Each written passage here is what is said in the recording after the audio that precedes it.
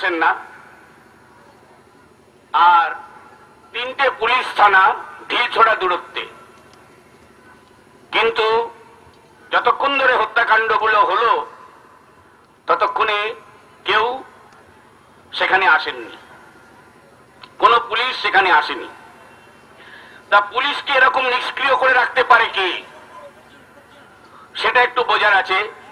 যে পুলিশকে নিষ্ক্রিয় করে রাখতে পারে একমাত্র পুলিশের যে পরিচালক অর্থাৎ পশ্চিমবঙ্গের স্বরাষ্ট্রমন্ত্রী তথা মুখ্যমন্ত্রী তদানীন্তন জ্যোতি বসু।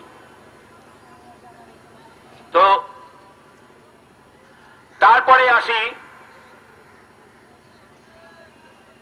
জ্যোতি বসু এই কলকাতায়, এটা এরকম ঘটনা এর আগে আনন্দমার্গের পরে ঘটেছে। 1967 সালের 5ই মার্চ আনন্দনগরে হয়েছে, 1969 সালে কোচবিহারে আনন্দমার্গের ওপরে হয়েছে। কিন্তু কলকাতায়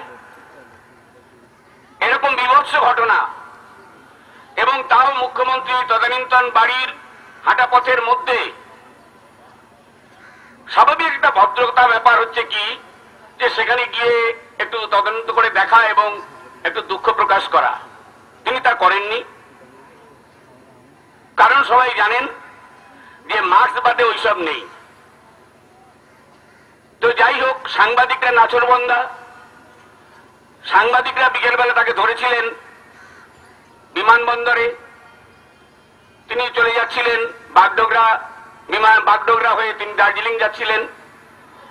তো কলকাতা বিমানবন্দরে সাংবাদিকরা যখন তাকে জিজ্ঞাসা করলেন, তখন তিনি বললেন, কি আর বলবো, আপনারা সবাই জানেন।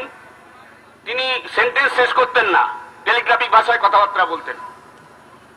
তো তিনি বললেন, অপরিকল্পিত ঘটনা, বিচ্ছিন্ন ঘটনা,